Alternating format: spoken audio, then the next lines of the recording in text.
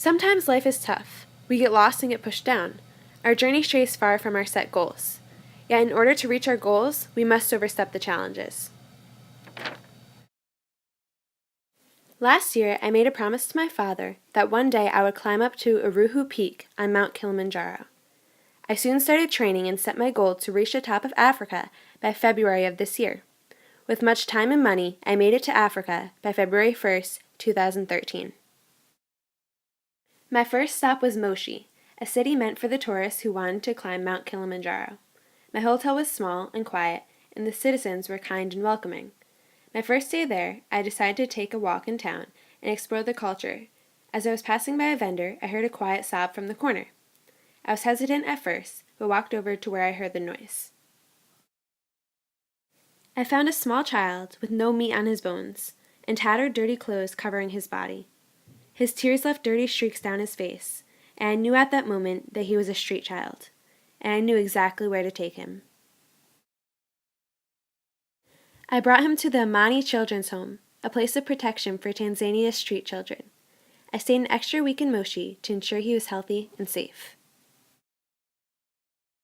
He became my friend, not wanting to let go of the person who saved him. His name was Akita. On my last day in Moshi, I went to the home to tell him of my departure. Smiling, he told me he wanted to come with me. Reluctantly, I agreed, knowing this would be something he would remember forever. The next day, we set out on the trip with a group of 6 other people and a tour guide. Our first stop was Machame Gate, the starting point of the Machame route. Akita was very excited as we set out. The beginning of the trek was easy, and we soon made it into Machame camp by nightfall. The next morning we woke up at dawn to set out once again. We traveled through the Shira Plateau and saw many wild animals. The extravagant valley stretched on to the mountains. The amount of walking was extensive, but we kept going, drinking lots of water. By nightfall we reached Barranco Camp, and the view was beautiful. The horizon stretched on for miles, and I looked down to see a giant smile on Akita's face. We stayed at Barranco Camp for an extra day to get used to the higher altitudes. Both Akita and I were struggling with the altitude change, so this was a blessing to us.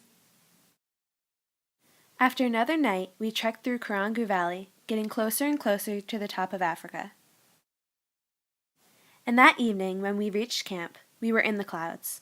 Although the breathtaking view was enjoyable, I was having respiratory issues due to the altitudes and had to stay at camp for another day.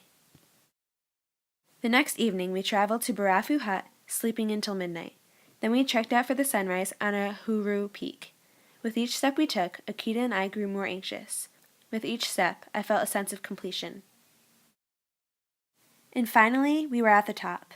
Akita gave me a giant hug and started jumping up and down. I smiled and knew that I could do anything I set my mind to. I knew that in order to reach my goals, I must overstep the challenges. As the sun rose, tears streamed down Akita's face. I knew I had changed a life and gained a lifelong friend. Today, I know I can reach my goals. My life and my future depend on overstepping the challenges. A new sun has risen.